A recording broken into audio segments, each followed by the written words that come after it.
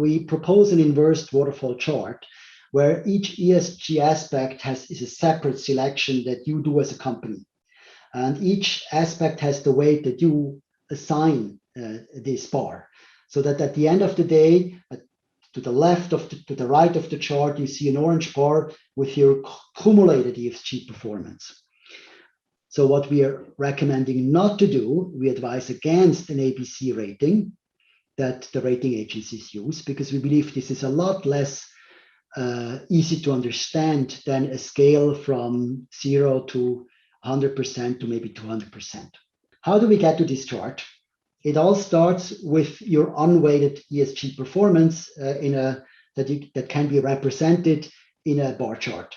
What you see here is that actual client where we implemented an ESG performance method. And this client has selected carbon, innovation, gender, materials, and water as their important aspects in their ESG strategy. And for each of those aspects, we have used these functions that I showed you before and assessed how well they did in that year, in the year 2020, last year. So what you see here, they completely outperformed their carbon target. They were at 200% target achievement. On the innovation side, they just matched their target. So they have a value of 100%. Gender is an outperformance. Was, by the way, 2 metrics that flew into gender. Materials, they wanted to use biodegradable materials, was an underperformance in that year. And water was an outperformance. They wanted to use less water. So the result of that, if you look at all these bars, the average of those bars is the company overall ESG performance. And it can be calculated quite easily because these are all percentage values.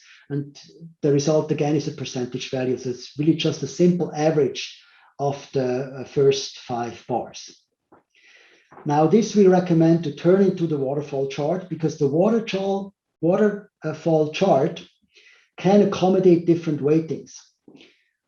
This company has chosen to weight everything the same. So the result, the orange bar, is the same because it's the same weighting. It's just another representation that is more intuitive to understand, especially if there are weightings applied, because you cannot see the weightings on the left side, but on the right side, if carbon would have a higher weight, maybe double the weight than the others, it would now be higher. And because carbon was an outperformance, the orange bar would be higher too. Now, we presented this chart last time and we got feedback. And, one feedback was that they didn't like so much that all values are positive. All contributions to overall company performance are positive. Certainly some have to be negative. And we can do that by calculating the performance as a difference to the mean, to the target. So these would be positive performances and materials would be a negative performance. Because it goes down, the target is not achieved. And if you do the waterfall chart this way, it's what you have on the left side. Now, everything is counted from the median, and aspects that are positive go up, and aspects that are negative go down. And the result would be a difference to the median, which you see here on the left chart. And on the right chart, you see a bar that just goes all the way down to 0, which again is the same bar as before. So we're using a different representation that is a little bit more aligned with our marketing material that has positive and negative values in it. So you would actually be able to show that materials is a below target achievement. Now, because these contributions are smaller, it's quite squeezed together. And one way of solving the squeezing problem is you scale it. And what you see on the lower left chart, you see something stretched. Now the scale only goes from 50% to 150%, and now the contributions of each aspect are bigger. But this doesn't solve one problem, which is here quite obvious, and that's innovation is at target. And because it's at target, it's neither positive nor negative. It's just 100%. It is the difference to 100% and is 0. It's not visible. So using that chart for exactly the same as before, would yield in the necessity of having to stretch the chart and being unable to see innovation as a contribution. And for this reason, we don't recommend this version. Now we're coming to the most important part, which is converting ESG performance into ESG compensation. And by using everything that we've discussed so far, this last step is kindergarten. It's really easy.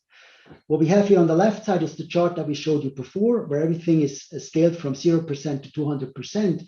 And the only thing we have to do to convert that into a compensation is by changing the scale on the vertical axis. It doesn't go from 0% to 200%. It goes from 0 times bonus to 1 times bonus to 2 times bonus, target bonus.